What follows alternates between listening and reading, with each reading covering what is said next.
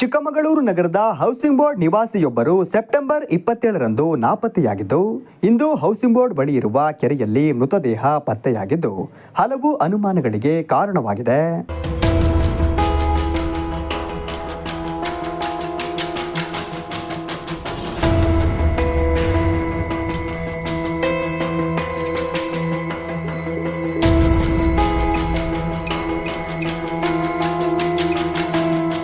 Housing board ನಿವಾಸಿ 70 ವರ್ಷದ ಲತಾ ಎಂಬುವವರು ಮೃತ ವ್ಯಕ್ತಿ ಎಂದು ತಿಳಿದು ಬಂದಿದೆ. ಇವರು ಕಾಣೆಯಾಗಿದ್ದಾರೆ ಎಂದು ಅವರ ಕುಟುಂಬದವರು ಮಹಿಳಾ ಪೊಲೀಸ್ ಠಾಣೆಯಲ್ಲಿ ದೂರು ನೀಡಿದ್ದರು. ಹಲವು ದಿನಗಳ ಬಳಿಕ ಇಂದು ಚಿಕ್ಕಮಗಳೂರು ನಗರದ ಹೌಸಿಂಗ್ ಬೋರ್ಡ್ ಕೆರೆಯಲ್ಲಿ ಮೃತದೇಹ ಪತ್ತೆಯಾಗಿದೆ.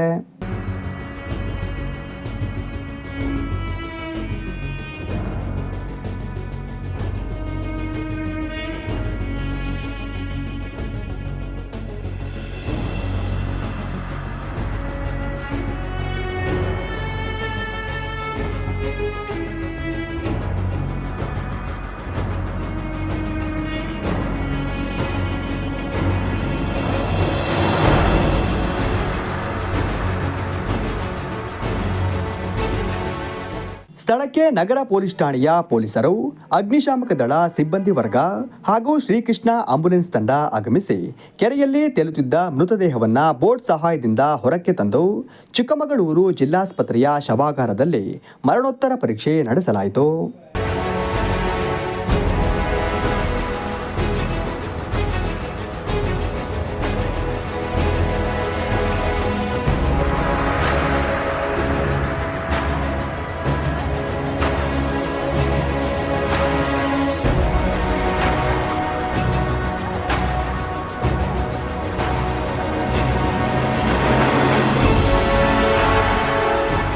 ಪೊಲೀಸರು ಈ ಪ್ರಕರಣವನ್ನು ಗಂಭೀರವಾಗಿ ಪರಿಗಣಿಸಿ ವೃದ್ಧೆಯ ಸಾವಿನ ಹಿಂದಿರುವ ಸತ್ಯಾಸತ್ಯತೆಯನ್ನು ಕೂಲಂಕುಷವಾಗಿ ತನಿಖೆ ನಡೆಸಿ ಮೃತ ವೃದ್ಧೆಗೆ ನ್ಯಾಯ ಕೊಡಿಸಬೇಕು ಎನ್ನುವುದು ಸ್ಥಳೀಯರ ಒತ್ತಾಯವಾಗಿದೆ.